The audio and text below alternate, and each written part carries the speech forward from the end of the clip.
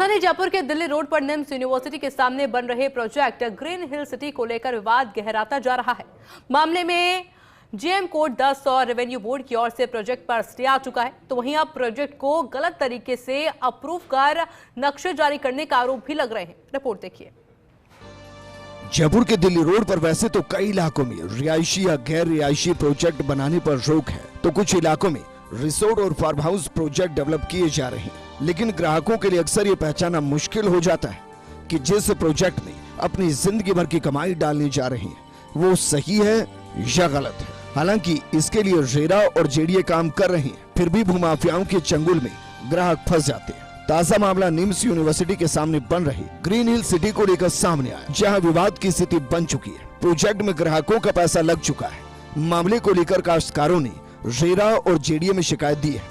ऐसे में 60 बीघा पर बन रहे प्रोजेक्ट और 35 बीघा में बनने वाले होटल प्रोजेक्ट को लेकर विवाद गहरा गया है। दरअसल प्रोजेक्ट में जेएम कोड 10 और रेवेन्यू बोर्ड का स्टे आ चुका है। मामले में एक पक्ष सुदर्शन बिल्डर का आरोप है कि ग्रीन हिल सिटी, जो खसरा नंबर 164/35, 36, 10, 11, 116/36, 117/36 से लेकर 49, 44, 454, 50, 51, 52 और 53 की संवर्ती खसरा 275/93, 277/93, 85 और 86 और अन्य खसरे Jaipur farmers private limited company और Jaipur farming project private limited company के नाम से राजस्व रिकॉर्ड में दर्ज थे, जिनका मौजूदा समय में नामांतरण जेडीए के नाम में दर्ज है, जबकि संबंधित जमीन का पहले ओंकार गुर्जर, हरेंद्र सिंह, धर्मराज सिंह के नाम सौदा किया गया था।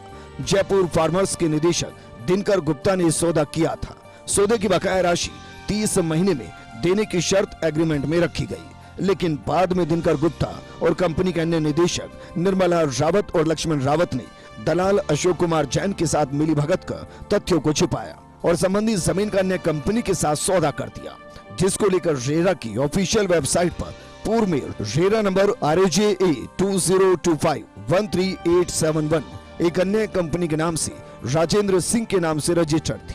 अब रेरा की ऑफिशियल साइट पर जयपुर फार्मर्स के नाम से RERA number RAJ P 20254192 registered है। सुदर्शन बिल्डर की तरफ से जेडीए और रेरा में दी गई शिकायत में कहा गया कि मामले में जेडीए जोन के उपायुक्त को मौका नाप करने के संबंध में आपत्ति दर्ज करवाई गई थी, जिस पर जोन उपायुक्त ने तहसीलदार आमिर के साथ एक संयुक्त टीम बनाकर निरीक्षण किया। निरीक्षण के दौरान पता चला कि मौजूदा समय में उन सभी खसरों का नाप किया जाना संभव नहीं, जमीन का प्रॉपर पॉइंट नहीं मिल रहा। ऐसे में जमीन की नाप सेटलमेंट से DGPS मशीन से किया जाना संभव है। रिपोर्ट कलेक्टर को भी सौंपी गई, लेकिन कोर्ट और रेवेन्यू बोर्ड के स्टे होने के बावजूद प्रोजेक्ट को अप्रूव करके रेरा रजिस्ट्रेशन दे दिए गए। वहीं मामले में ग्रीन हिल सिटी की कुछ जमीन इको सेंसिटिव जोन में शामिल होने का आरोप भी लगाया गया। आरोप है कि टाउनशिप की 60 बीघा जमीन के अलावा 35 बीघा जमीन पर प्रस्तावित होटल प्रोजेक्ट बनाने के लिए इकोलॉजिकल जोन में अवैध बाउंड्री बना दी गई। सुदर्शन बिल्डर का आरोप है कि उनके साथ जयपुर फार्मर्स का कुल 95 बीघा जमीन का 75 करोड़ रुपए में सौदा हुआ, जो बाद में दूसरे बिल्डर फर्म के साथ 185 करोड़ रुपए में कर दिया गया। इसको लेकर जेडीए की विजिलेंस शाखा के पास शिकायत पहुंच चुकी है। इस मामले को देखकर एक बड़ा सवाल यही है कि अगर टाउनशिप को लेकर विवाद बरकरार रहता है तो ग्राहकों का अटका पैसा कैसे मिलेगा। Bureau report, first India news, Jaipur.